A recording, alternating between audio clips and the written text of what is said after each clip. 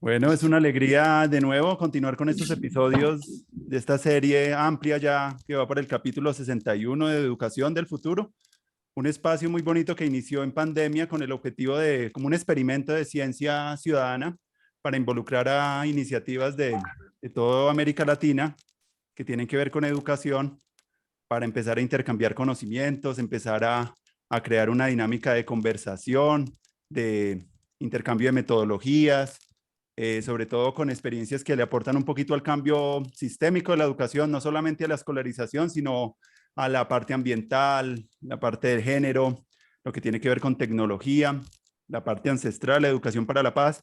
Y estamos muy contentos porque pues esa iniciativa surgió como un deseo de una pregunta que tenemos de cómo podríamos dar pasos en la sociedad civil para crear nuevas instituciones educativas e invitar a conversar a las personas a hablar sobre ese tema de cómo crear como una red de redes, un movimiento cultural así bien grande para empezar a ofrecer espacios educativos abiertos en línea, también como de una educación nómada donde la gente pudiera como ir a esos espacios también a aprender con nosotros. Entonces, estamos muy contentos hoy acá porque pues estamos con un grupo de personas muy importantes acá en Colombia que trabajan los temas de cultura digital, derechos humanos, Pilar, Carolina Botero, que nos conocemos ya hace un buen rato, y a Héctor. Entonces les doy un saludo muy grande y bienvenidos a este programa, a conversar un rato. Gracias, muy contentas de estar aquí en la invitación. Bueno, Bien, entonces como para empezar, me gustaría que empezáramos a hablar un poquito. Bueno, todos acá hacen parte de Carisma y bueno, este sueño de educación pues surge como con una idea de cómo fomentar la inteligencia colectiva, que es un tema que a mí me interesaba mucho desde hace muchos años, que eso me hizo también pues a acercarme un poquito a las tecnologías, a un trabajo que hicimos en el 2007 con la pedagógica muy bonito de ciberciudadanías. Y siempre me ha interesado de cómo crear espacios de abundancia educativa donde podamos como trabajar y enriquecer un poco más como las dinámicas, porque pues uno siente que todavía en la educación todavía hay una mentalidad de escasez, de monopolio y de exclusividad de los contenidos, y siento que estamos en un momento donde yo creo ya que tenemos, incluso pues muy inspirados también por el nuevo gobierno acá en Colombia, empezar a tejer como una red cultural educativa acá en Colombia y que pues la podamos ofertar. Entonces estamos así. Otra de las cosas que me han gustado, porque también he trabajado mucho el tema de las innovaciones sociales en educación, es también cómo incorporar las innovaciones sociales en educación y llevarlas como al campo como educativo. Incluso algo que ustedes trabajan mucho, que es la participación cívica. Entonces me gustaría que conversáramos un poquito sobre una pregunta que me gustaría como para empezar a detonar la conversación y cómo podríamos aumentar pues nuestra capacidad de aprendizaje como sociedad, que yo siento que es algo que las nuevas generaciones lo están reclamando. Las mismas, en tiempos como de tanta incertidumbre, pues fomentar habilidades de aprendizaje en toda la población es algo que puede ser muy interesante, y me gustaría como que a través de la experiencia como que nos presentáramos y empezáramos como un diálogo alrededor de lo que ustedes están trabajando. Sé que son varios frentes, yo los he venido también siguiendo, que también podríamos hablar en esta conversación. Y bueno, bienvenidos como a articularse a este relato ahí, desde las líneas de trabajo de ustedes también. vale, pues Andrés, o sea, muchas gracias por abrir este espacio. Creo que es súper interesante hablar de lo que ha estado pasando y, digamos, en Carisma, nosotros tenemos diferentes, no sé, como intercepciones con el área de educación. Quizás la más clara es el proyecto que está haciendo Héctor, pero pues ya desde hace bastante tiempo estuvimos trabajando sobre recursos educativos abiertos, estuvimos trabajando sobre ciencia abierta, que eso es algo que sigue como en la parte más de política pública en este punto. Em, y pues como siento que también la pandemia detonó algo que ya sabíamos, y era que había un conjunto de necesidades bastante particulares y que las brechas que teníamos pues se terminaron de evidenciar y de agrandar.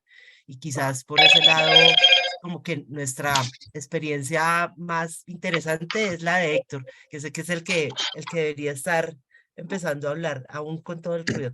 Pero Héctor, yo no sé si tú quieras contar un poquito sobre lo que pasó ahorita en pandemia, sobre las cosas que se están haciendo en Guajira y sobre lo que sucedió con Quimera. Bueno, ¿me están oyendo? Sí, Listo. Ya, voy a tratar de resumir un poco la situación a ver si no me alargo mucho. Veníamos trabajando básicamente en la idea es cómo apoyar con recursos digitales y algo de educación virtual las sedes educativas rurales sin acceso a Internet o con un acceso muy limitado a Internet. Este era un poco el enfoque básico. Teníamos ya en ese momento una herramienta, la teníamos instalada en una serie de sitios. Cuando llega la pandemia, desaparece la presencialidad. Es claro que lo que nosotros traíamos en ese momento era un apoyo a presencialidad y era una red local inalámbrica que funciona con los equipos ya existentes y sobre Windows, que es de hecho lo que usa el sector educativo rural. Y al desaparecer la presencialidad, apareció la necesidad de conexión estudiante-docente en una forma diferente. Y en general en todos lados sucedió lo mismo. La gente pasó a usar redes sociales como forma de conectividad de estudiantes-docentes. Y encontramos que en ese punto la red local se complementaba, tenía una sinergia con la conectividad que se tenía a través de celulares y redes sociales. Después un poco en la pandemia y con un proyecto que desarrollamos en La Guajira, que de hecho todavía, digamos, se sigue desarrollando, ya no por nosotros, pero con el uso de nuestras herramientas, encontramos que esa idea que teníamos o ese paradigma de que en la ruralidad no hay conectividad de lo digital no es cierto. Hay una conectividad muy grande con unas grandísimas limitaciones que, por ejemplo, pero frente al sector educativo, es bastante funcional. La palabra que estamos usando ahora es para definirle una conectividad intermitente, porque no es una conectividad en tiempo real y trae una serie de limitantes muy grandes. Primero, la conectividad que tienen los celulares. Como yo dependo del celular, yo dependo de la conectividad que me dé el celular. Y el celular tiene una conectividad muy limitada o con muchas condiciones.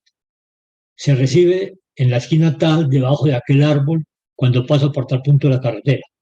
Pero la conectividad es relativamente muy alta y eso es limitada, pero alta. El otro limitante es el mismo tipo de servicio que da o el tipo de conectividad que da una red social. Pero, por ejemplo, las redes sociales hoy permiten WhatsApp, el despachar archivos hasta de menos de 100 megas. Eso es mucho. Eso permite mover mucho.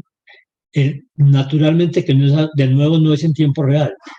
Es cuando la red lo permita, cuando la prioridad que tiene es el servicio que presta la red social lo permite. Pero si yo hablo en el sector educativo, por ejemplo, eso me permite perfectamente enviarle material de apoyo al estudiante, un libro para que lea, un artículo para leer, mandarle una tarea, que me devuelva la tarea.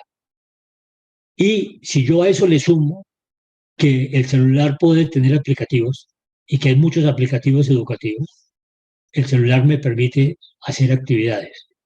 Y ahora, digamos, al mirar lo que sucedió en La Guajira, encontramos que WhatsApp se convierte en una herramienta que es muy poderosa desde el punto de vista de actividades educativas. Por ejemplo, yo puedo simular un foro o hacer un foro simplemente creando un grupo en WhatsApp.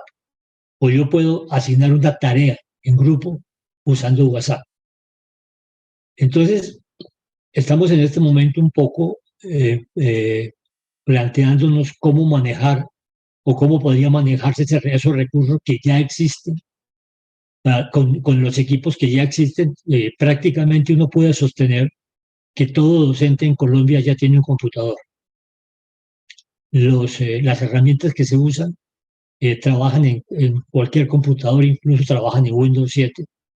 Trabajan el equipo más sencillo que haya entregado el ministerio o que haya entregado computadores para educar, tiene todos los recursos que se necesitan para utilizar esto. Entonces,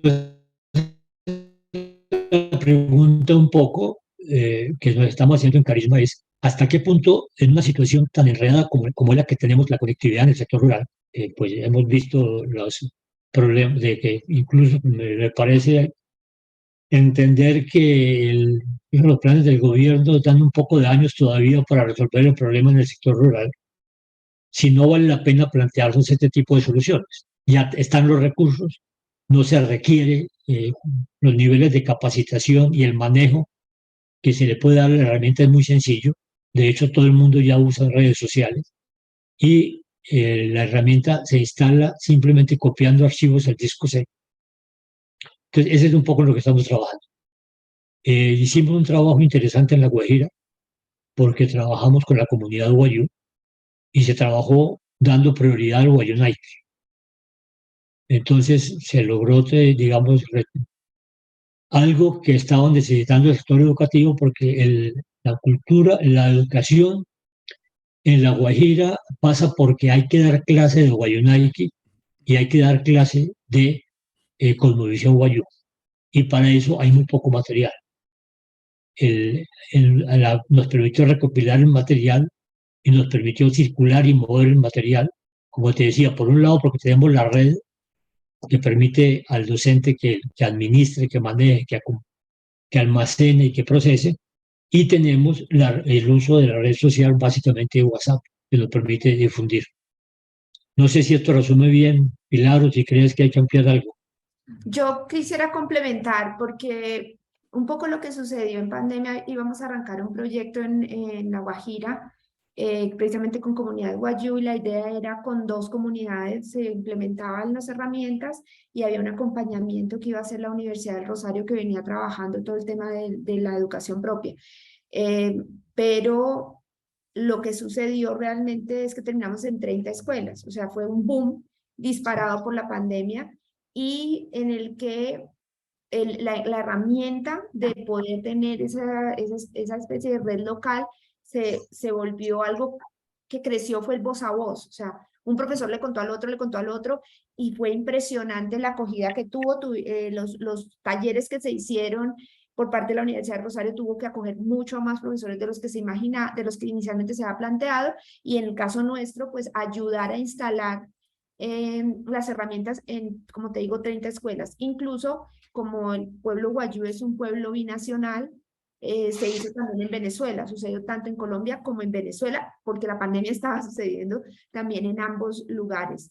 Pero además de eso, la pandemia también hizo que profesores de otros sitios nos contactaran. Héctor, si no recuerdo mal, del Valle, de Cundinamarca, porque nosotros tenemos un piloto permanente de esto en Tolima, en Fresno, alrededor del Fresno, pero hubo interés por otros profesores que también instalaron, y un poco quizá lo que me gustaría a mí resaltar, no creo que esto sea el ideal es que haya buenas conectividades y apoyos de verdadera educación virtual, ¿verdad? Pero lo que decía Héctor, se sabe que la conectividad se va a demorar en llegar a todos los lugares de Colombia y que incluso todavía más se va a demorar llegar a una conectividad de calidad.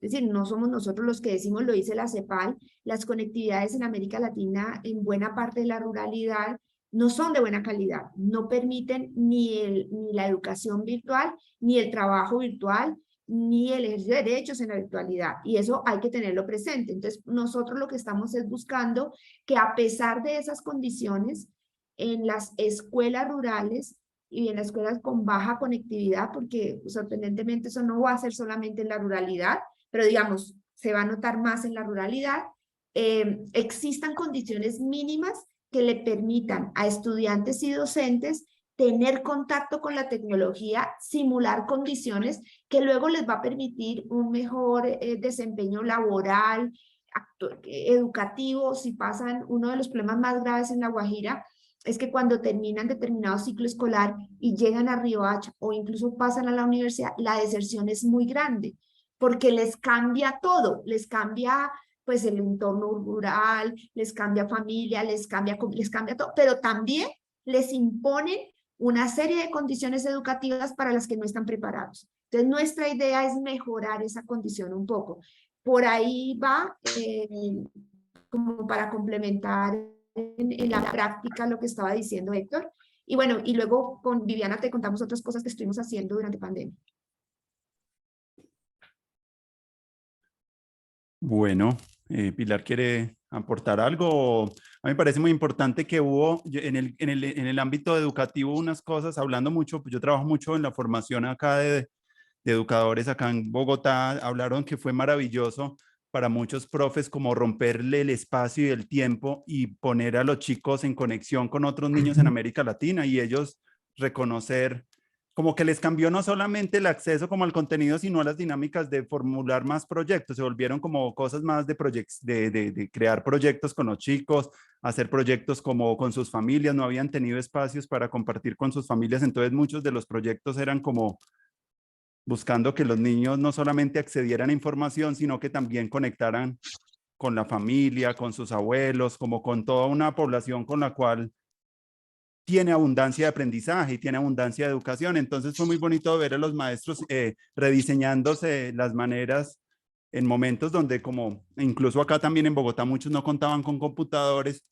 Entonces tocaba que empezar a reformular mucho por cadenas de WhatsApp. Me acuerdo que muchos profes inventaron maneras muy bonitas como para movilizar creativamente, por ejemplo, las radionovelas a través del WhatsApp o a través como de cómo una red así pequeña, en pequeña escala se podía generar a través de la construcción de relatos, pensando también en las personas que estaban solas, como tratando de tener un poquito de empatía con el aislamiento, lo que también hablan los de salud mental es que ese aislamiento generó como también una desregulación muy fuerte en los niños, cosa que ahorita cuando están en las aulas hay muchos problemas, ahorita dicen los profes en la educación, como que hay también un coletazo emocional muy fuerte que deja la pandemia.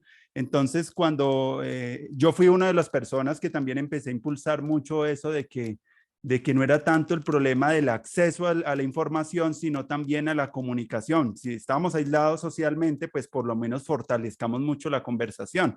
Creo que este programa nació mucho también en esa línea y también después de haberme leído un libro de Cherry Torkle que habla en defensa de la conversación, hablando un poquito como de cómo la conectividad como ha disminuido, dice ella, después de ser una mujer que ha trabajado mucho el tema de las tecnologías, pues hace también como una crítica y a mí me llegó muy profundo en un tiempo que estábamos pues acá en Colombia mirando los temas de democracia, de participación ciudadana. Y entonces como que empezamos, después de leer ese libro, dije, no, necesitamos volver otra vez a activar la conversación. ¿Y por qué la conversación? Pues permite como el intercambio de conocimientos y también me interesa mucho que podríamos pensar que, claro, ese acceso de los estudiantes a la información es súper importante en contextos rurales, pero también siento que paralelamente deberíamos pensar también como los usos, como esa cualificación de qué podemos hacer también con las redes que hay en las zonas rurales, cómo también se pueden fortalecer las redes territoriales, que yo creo que están desconectadas y hay muchas personas que están en los territorios que autoorganizándose mejor, también eso puede generar también un contexto que pueda apoyar también ese acceso también a esas plataformas offline, digamos, la información. Creo que eso debería ir de la mano para poder que no solamente los estudiantes tengan ese acceso, sino que el tejido social y comunitario, que también es base de mucho aprendizaje en las sociedades, pues contribuya también a la formación de los estudiantes. Siento yo, es como una reflexión. Sí, de hecho, una de las cosas que surgió es que nosotros estábamos pensando solamente en el sector educativo. Pues la idea era cómo apoyamos el sector educativo. Ahora estamos un poco en dos temas nuevos, digamos, en alguna forma, donde la situación es la misma. Incluso, digamos, al hablar de conectividad, podríamos hablar de conectividad rural. Y en en la Mojana está empezando un proyecto, es la comunidad CENU, o los grupos de CENU, habían estado trabajando en un proyecto de bioindicadores climáticos.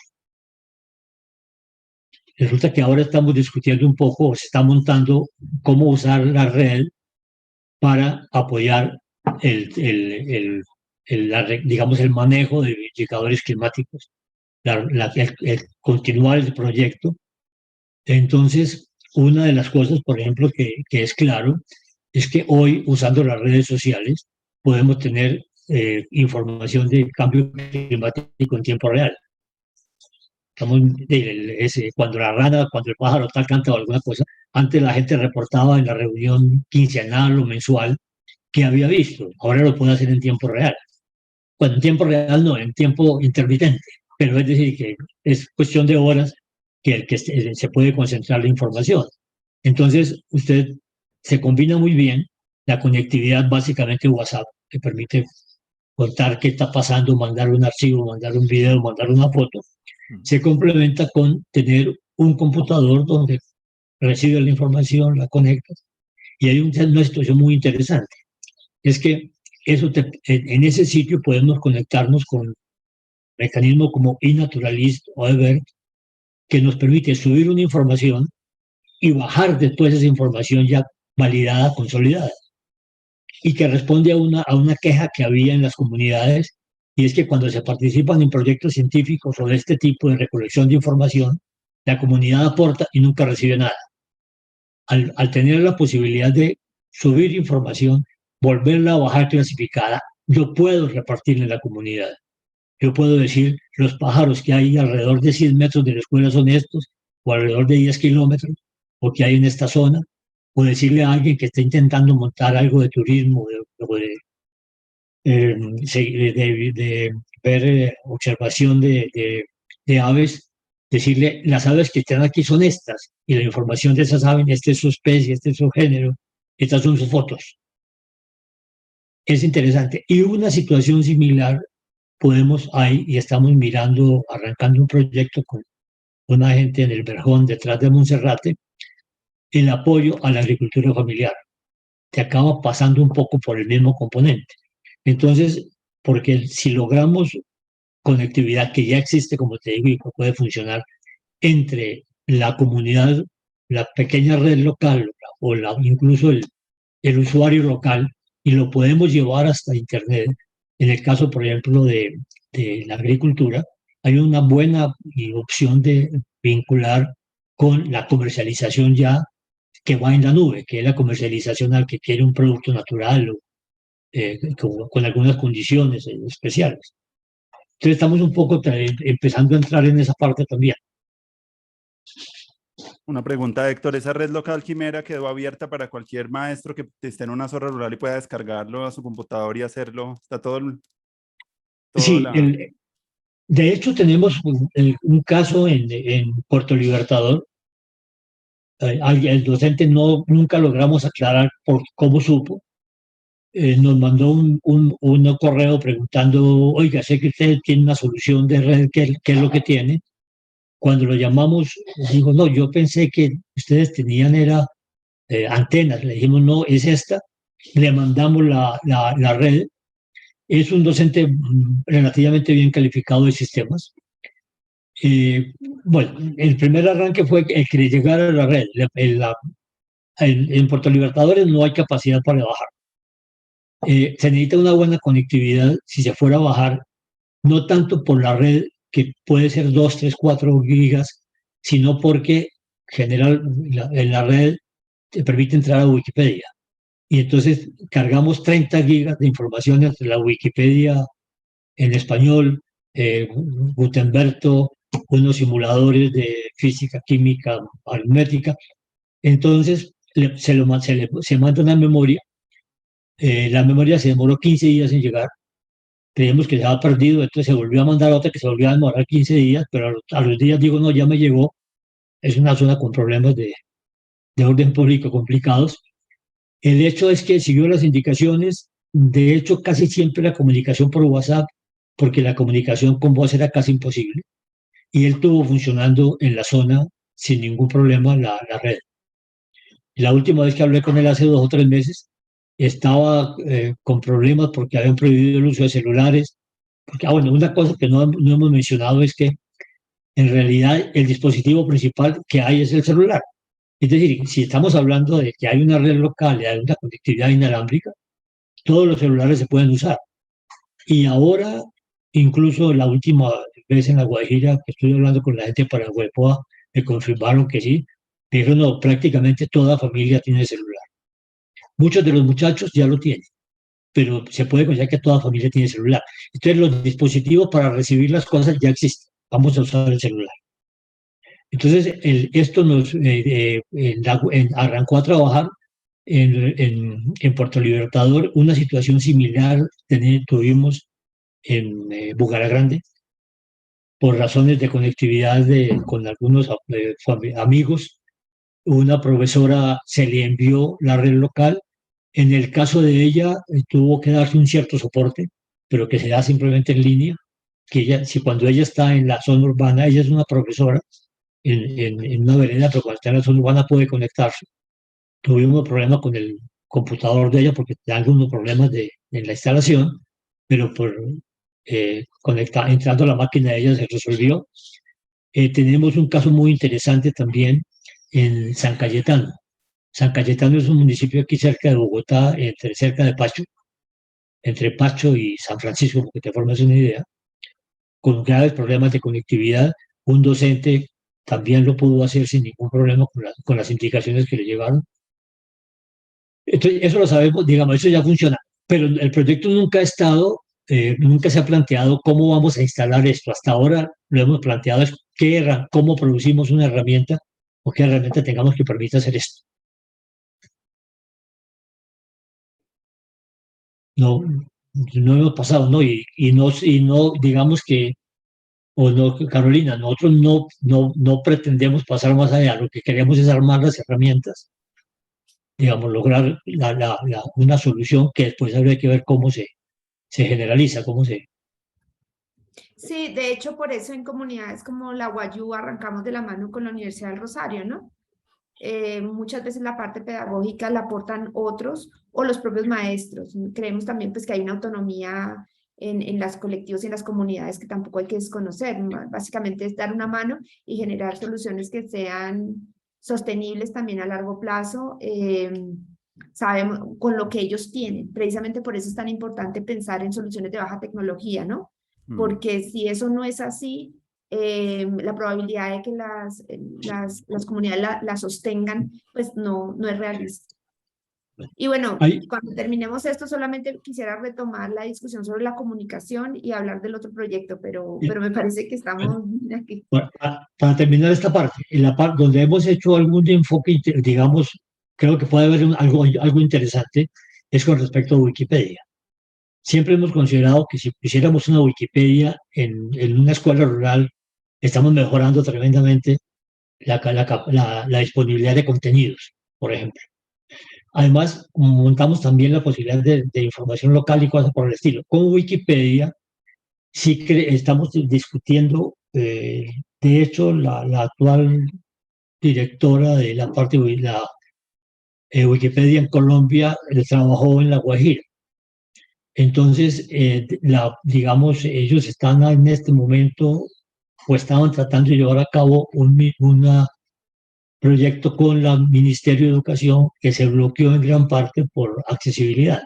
La mitad de los docentes no tenían acceso, que entraban al proyecto no tenían acceso.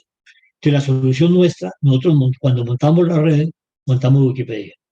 Y la Wikipedia te queda montada, te entra simplemente con clic, clic, clic, sin necesidad de hacer configuraciones ni nada. Entonces, esa sería, creo yo, a lo mejor por ese lado puede llegarse a algo, si se entra a hacer un montaje masivo de Wikipedia, porque la herramienta sería la nuestra. Es decir, tenemos una serie de ventajas frente a las herramientas convencionales que siempre requieren equipos adicionales. Nosotros no requerimos equipos adicionales.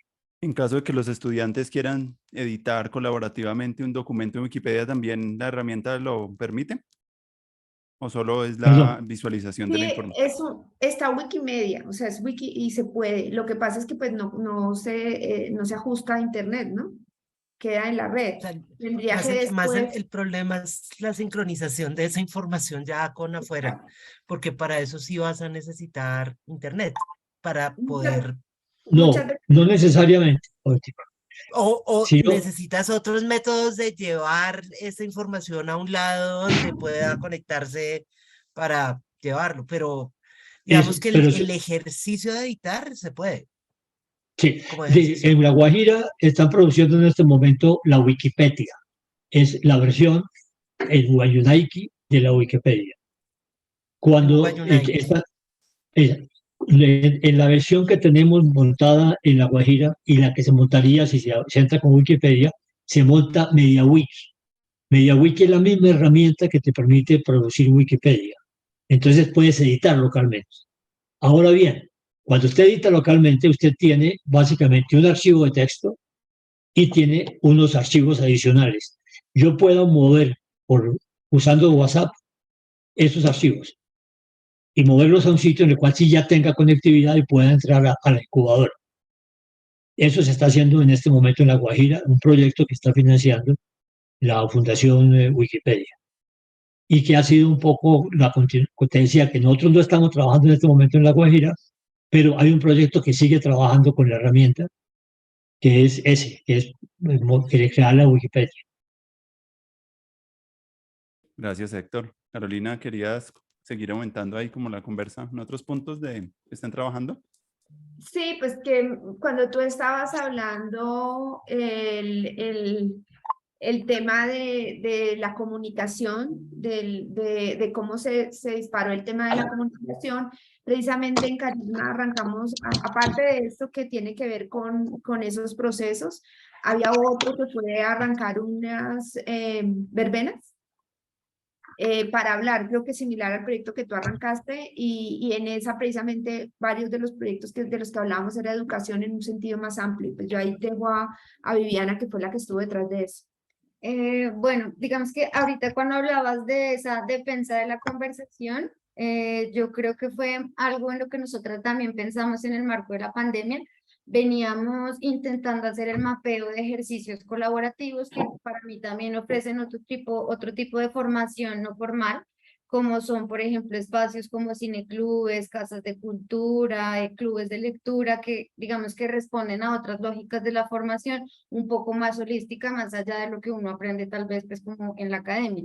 Entonces nosotras hicimos un proyecto que se llamaban verbenas digitales. En esas verbenas, digamos, le dimos espacio a estos ejercicios de tal vez de pasar del plano físico a lo virtual, los ejercicios de ofrecer cultura para las personas. Entonces tuvimos ciclos dedicados, por ejemplo, a cineclubes, nos encontramos con algunas librerías que también hicieron el ejercicio de sacar su oferta cultural, que era principalmente cineclubes o espacios de análisis de algunos textos y demás, también lo pasaron a lo virtual.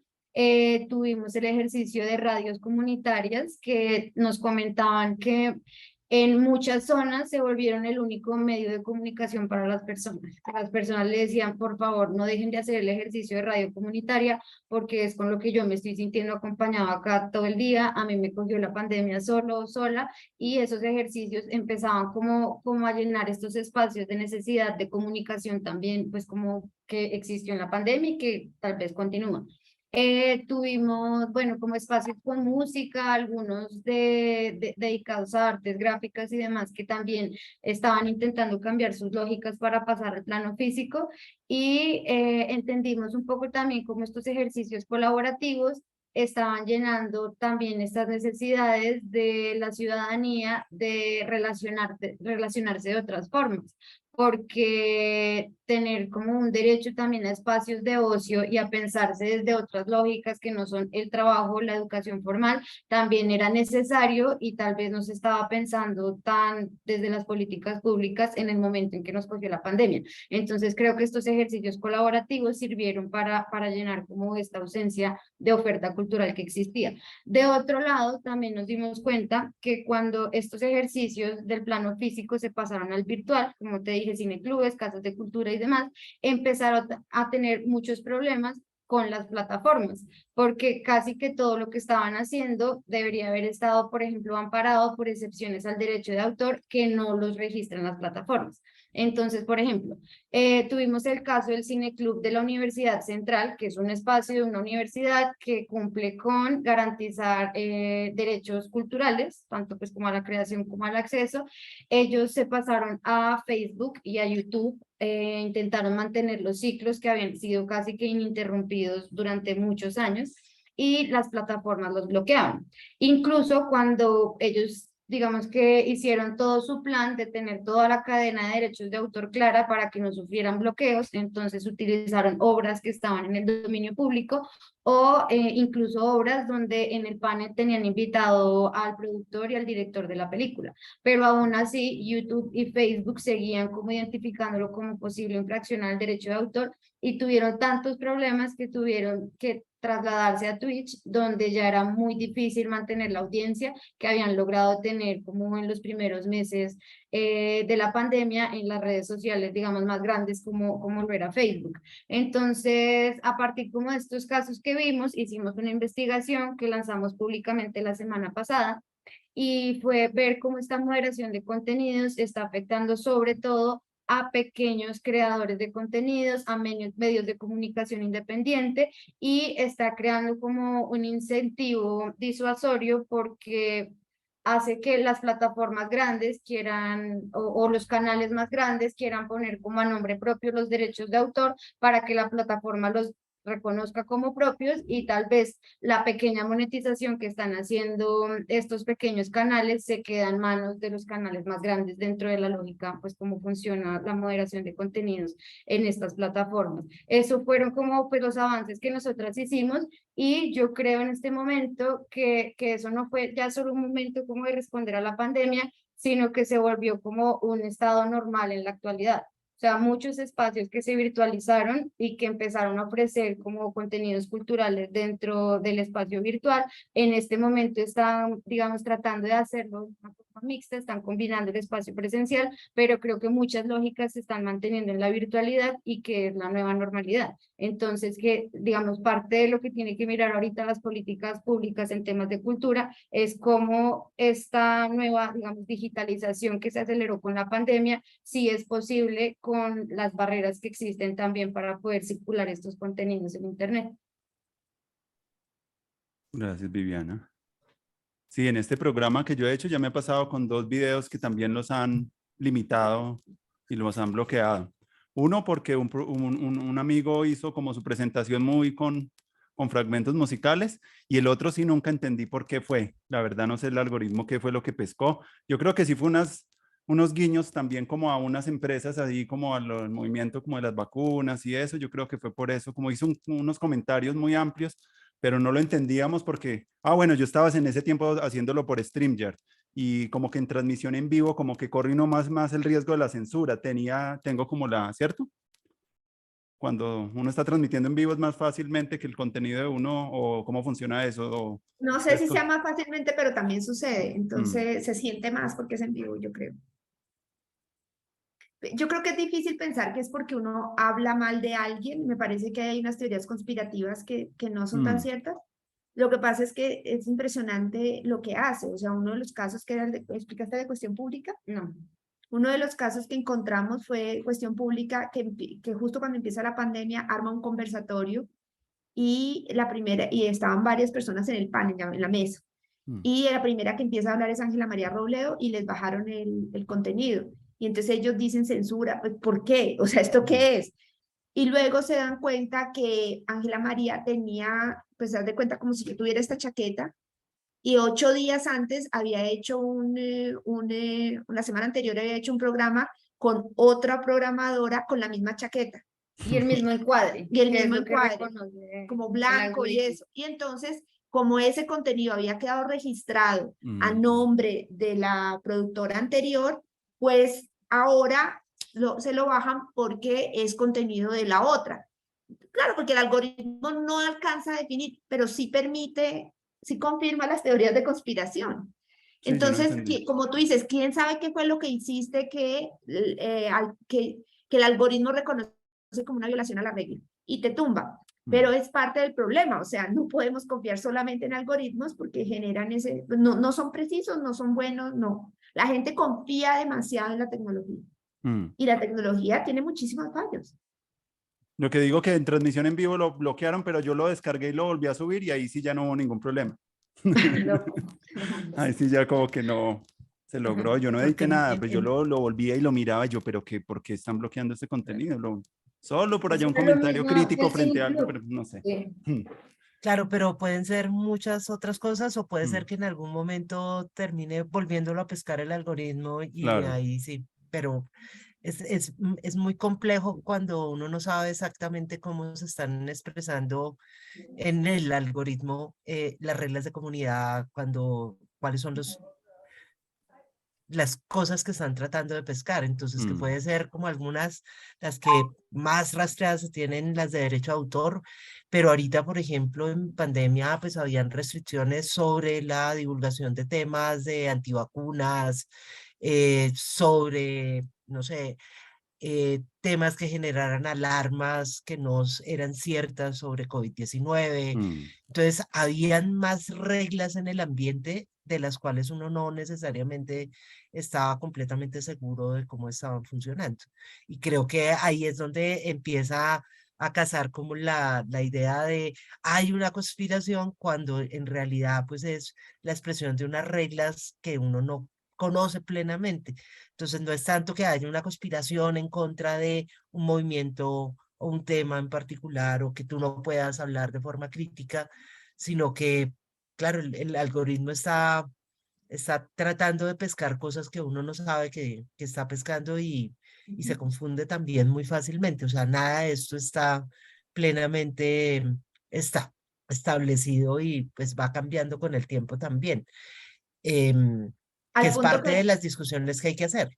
mm. al punto que hay colectivos que generan dinámicas para evitar el algoritmo. Y entonces, en lugar de poner aborto, pues escriben aborto con ceros, ¿no? Mm, Y O empiezan, le hacen un trabajo a las imágenes para que no sean identificadas, entonces se sube con filtro y a eso le pones otro filtro, o sea, muchas cosas, como que yo he visto tutoriales y demás de cómo mantener tu canal en internet sin ser bloqueado.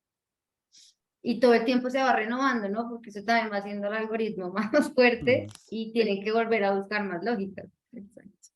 Bueno, me gustaría hablar de otros temitas con ustedes, por ejemplo, la política de ciencia abierta y de pronto lo de las protestas en el año pasado, que también ustedes han estado trabajando. No sé de qué otros temas también les gustaría hablar y compartir como las investigaciones que han hecho, los trabajos, los acompañamientos. Me gustaría, sobre todo ciencia cuando abierta me quieras. parece interesante también. Ese es un tema pues Creo que que de los que has mencionado, ciencia abierta, estamos las que somos, pero protesta se necesitan otros acá.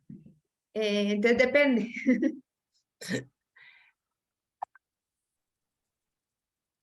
Se siente bien. ¿Dices para que lo hagamos ahorita? sí, como una reflexión general Ciencia sobre lo de ¿Sobre abierta. ciencia ciencia abierta. Me abierta? parece interesante en este momento porque pues vi como los comentarios que ustedes hicieron y de pronto poder abordarlos. Me parece como un tema importante porque, por ejemplo, parte de este programa yo estoy haciendo como también un ejercicio que busca, en una de las preguntas que le hago, como que la ciencia abierta y ciudadana no es solamente como también ustedes dicen acceso abierto a la información, sino como gran apertura también a abrir esa abundancia que hay en los aprendizajes en la sociedad. Eso es como lo que quiere también la Universidad del Futuro, como un experimento a pequeña escala que lo estoy haciendo, de buscar cómo podemos empezar a entrelazar un poco estas iniciativas que a veces no se dialogan, pero que pueden juntas ya pues generar un proceso como de mucha abundancia de aprendizaje, de muchas fuentes donde se pueden beber los líderes, los activistas, políticas públicas, ya más organizada la sociedad. Porque una de las cosas que pasó también con todo esto de las elecciones, a mí me hizo reflexionar mucho también que primero que las nuevas instituciones no pueden surgir pues de un vacío, sino como que tienen que surgir de una experiencia ya pues amplia en los territorios. Y lo otro es como que, lo otro que yo sentía es que la democracia, para poder que sea como más profunda, requiere pues, y más fuerte, tiene que ser las organizaciones de la sociedad civil. Y muchas de esas organizaciones en la sociedad civil en la pandemia pues entraron mucho en declive, pues, sobre todo las organizaciones artísticas y culturales que yo conozco, tuvieron muchos problemas como para sostenerse, incluso algunas todavía se están como recuperando de eso. Entonces como que el objetivo es también que siento yo que más entrelazados todos, no solamente habría más abundancia educativa, sino por el otro lado también por lo menos una economía solidaria también entre algunas de ellas. Entonces por ahí también veo el tema de la ciencia abierta, no solamente como acceso a información, sino también a como a mayor diálogo y conversación entre la cultura y como más apertura a compartir y a democratizar el conocimiento. Es como una reflexión que vengo haciendo yo frente al tema. No sé cómo ustedes cómo están. A mí me parece que hay como dos temas que pusieron en la ciencia abierta de moda. Por un lado es algo de lo que se viene hablando, ya llevamos, yo no sé, 4 años en la discusión de la política de ciencia abierta en Colombia, que arrancó además con unas lógicas muy raras, porque era como ciencia abierta versus ciencia cerrada, y entonces era muy rara al principio, luego fue cambiando, afortunadamente agarró hacia el acceso abierto, pero se quedó en el acceso abierto. Y de hecho, la política de ciencia abierta que salió es una política de acceso abierto con algunos añadidos, llamémoslo así, pero no es una política de vanguardia en ciencia abierta. Quizás por eso fue que salió, de modo que tampoco la voy a criticar en ese sentido. Digamos, al menos ahora tenemos una política que apunta pues a organizar el tema de acceso abierto, que es un tema en el que Colombia fue líder hace unos años y luego no pasó a la política. Entonces, digamos, creo que también es algo a analizar. Y por otro lado, pues con el cambio de gobierno, la filtración de un documento que hablaba de ciencia hegemónica y de no sé qué, pues se puso la discusión de lo que sería quizá un espectro mucho más amplio de ciencia y que desde algunos sectores llamamos ciencia abierta, que es permitir ya no solamente hablar de las ciencias tradicionales, incluso del acceso abierto, del acceso a datos, sino de diálogo de saberes, de actores inusuales en las discusiones de ciencia. Y por ese lado, también pues, me parece interesante imaginarnos cómo se va a aplicar una ciencia abierta que quedó un tanto con un vestido estrechito, cuando aquí entra un gobierno que se ve que está pensando en temas más amplios. Entonces va a ser muy interesante ver esa discusión.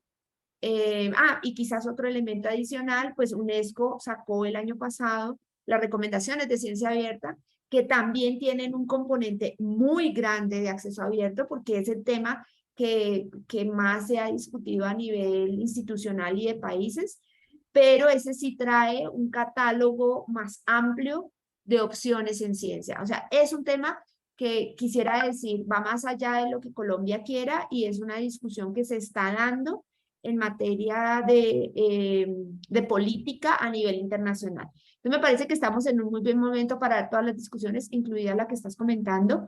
El arte y la cultura ha estado reclamando su espacio en torno también a la creación de conocimiento y a la capacidad que tiene de divulgación y de crear puentes con otros.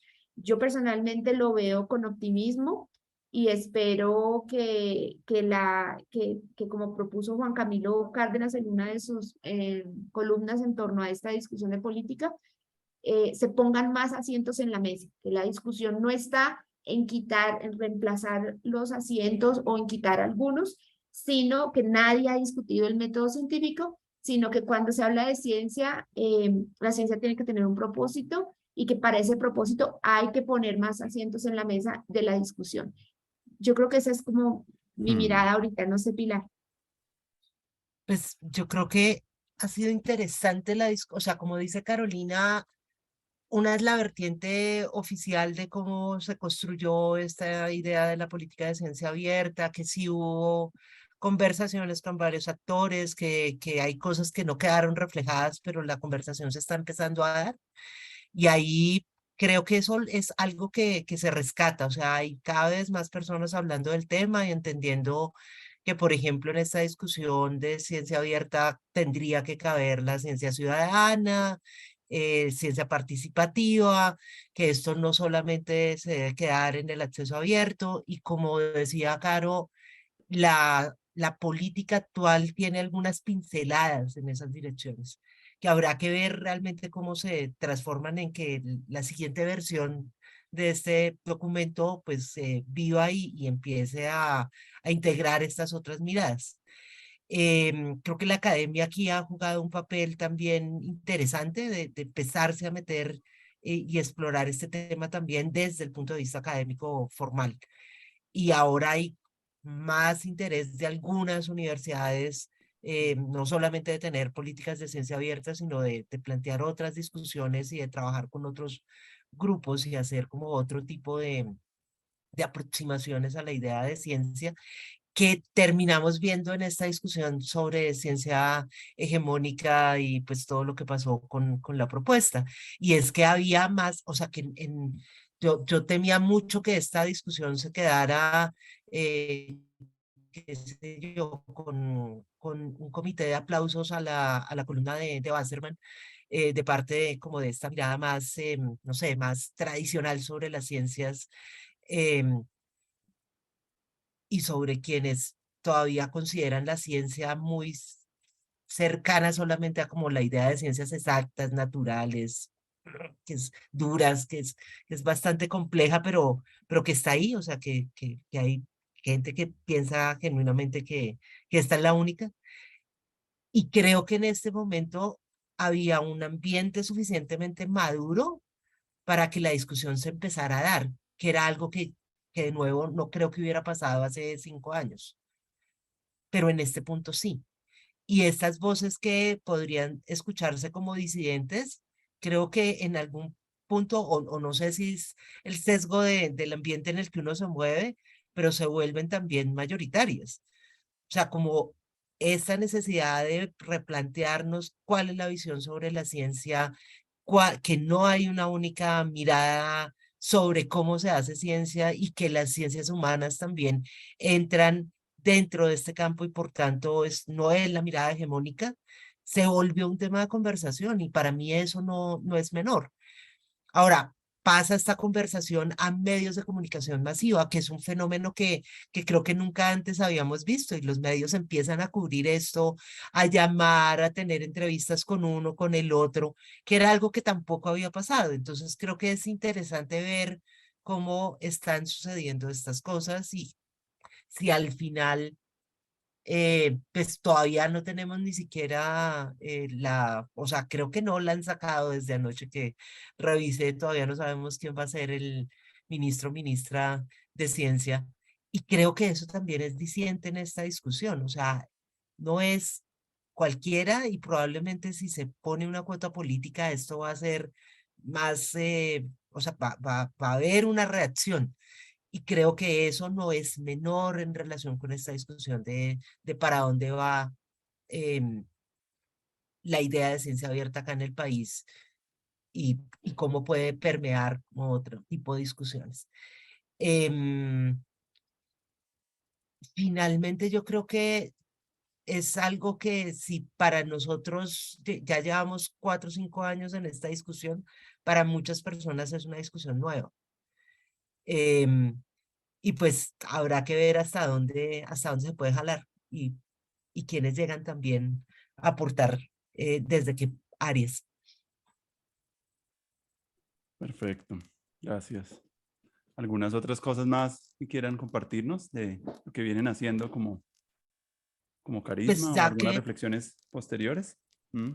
pues ahora que mencionabas lo de protesta, Mm. quizás así muy rápidamente y que mencioné antes también elecciones, yo creo que hay una mirada que nosotros tenemos en Carisma, si yo sé, Caro, elecciones.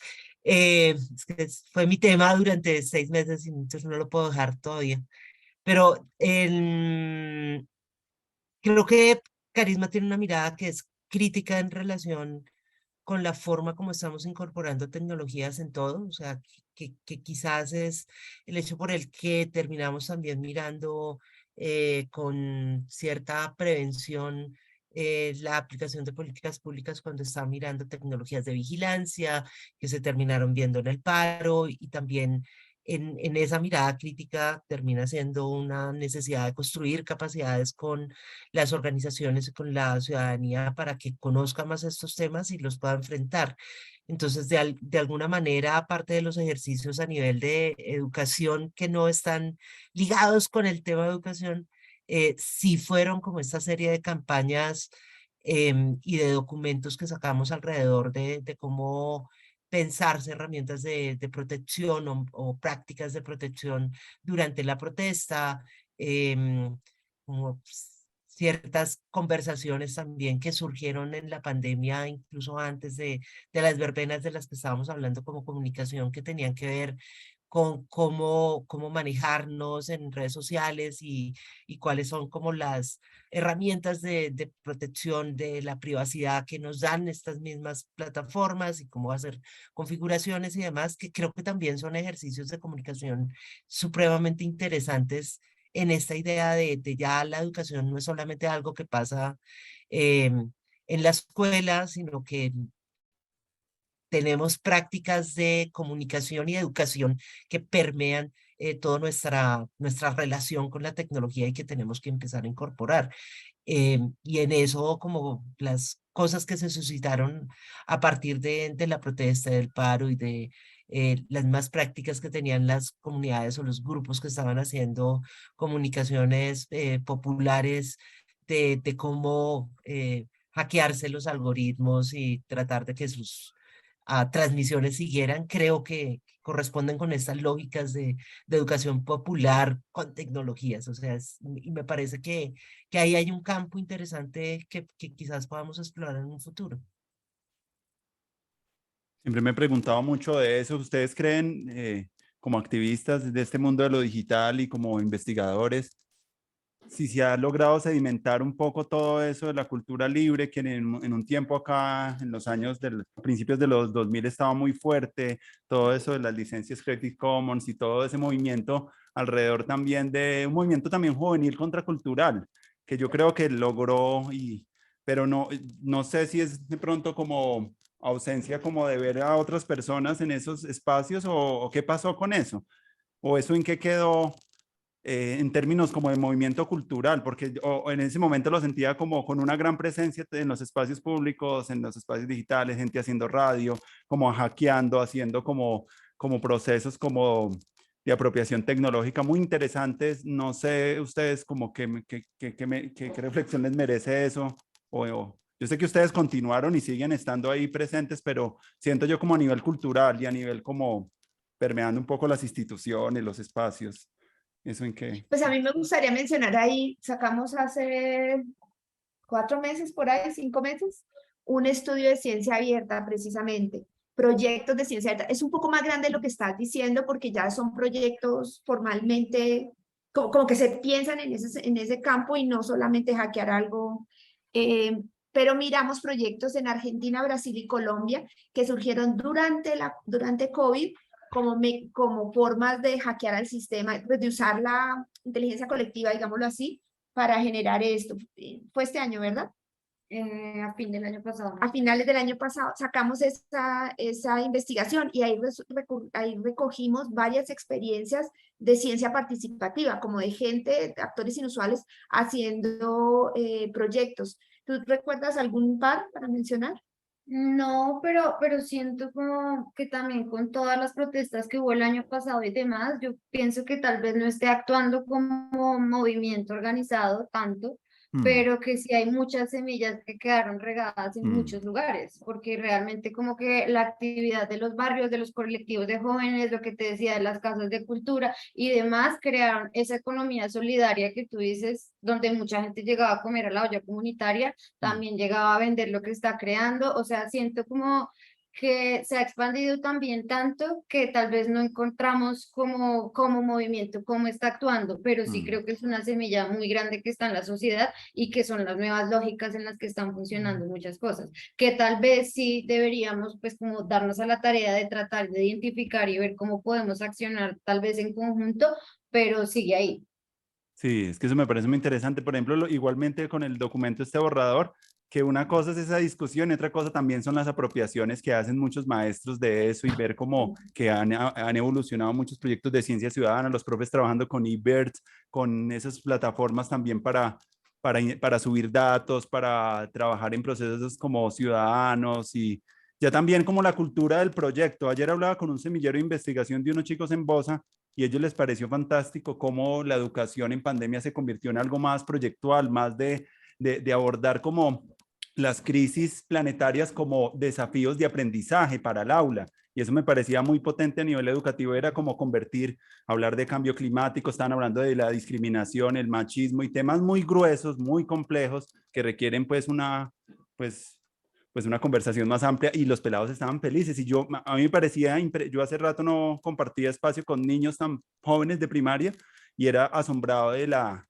capacidad de liberación y de como la argumentación y como que sentían ellos, yo les preguntaba, ¿y ustedes cómo se sueñan la educación? Y les decían, no, que sigamos trabajando como por estos proyectos, que sean preguntas que nos interesen, que podamos ver a los profesores también investigando en la escuela y no solamente enseñándonos, no queremos solo que nos enseñen, queremos también trabajar en equipo, quieren como algo más como laboratorios, quieren como convertir ese espacio como en desarrollar espacios donde no sea como tan, porque en pandemia una de las cosas bonitas es que el tiempo y el espacio pues se rompieron un poco, entonces muchos profes que tenían de pronto pues mayor capacidad de innovación lograron hacer unas cosas muy interesantes. Ahorita la ven con nostalgia porque dicen, otra vez volvimos otra vez como a la rigidez del marco normativo, pero sí los estudiantes ven con mucho aprecio, primero también el acercamiento también a ellos como la parte emocional, que también decían tan bonitos que en ese momento cuando estábamos tristes como que había como mayor capacidad de que los profes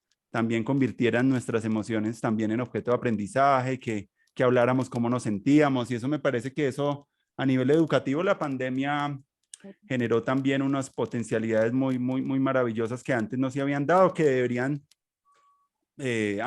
sostenerse en el tiempo para seguir siendo como innovación. Hay unos proyectos que recuerdo que se hicieron también, o por lo menos que yo dentro de mis clases también proyecté, que uno muy bonito que fue como unas clases de bienestar y de yoga para personas como con discapacidad visual.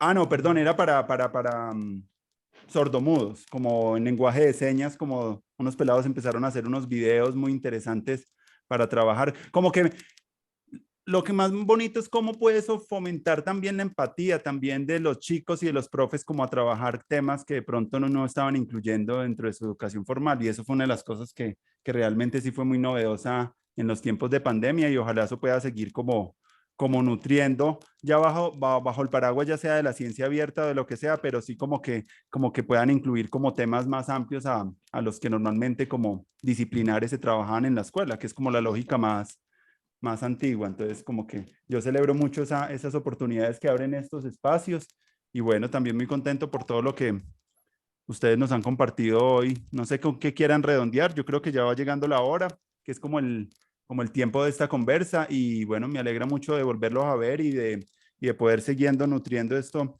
Esto tiene como 3 fases. La primera es como establecer un marco de conversaciones con iniciativas diversas. Luego ya un momento ya de cómo podemos hacer un ejercicio de co-creación con estas personas que estuvieron en estos diálogos para mirar de pronto como qué cosas nos pueden ocurrir. Yo todavía no sé qué pueda surgir y me parece muy chévere porque de nada serviría ya tener todo tan planeado, pero sí me parece que sí podemos empezar a construir ahí algo como una red educativa.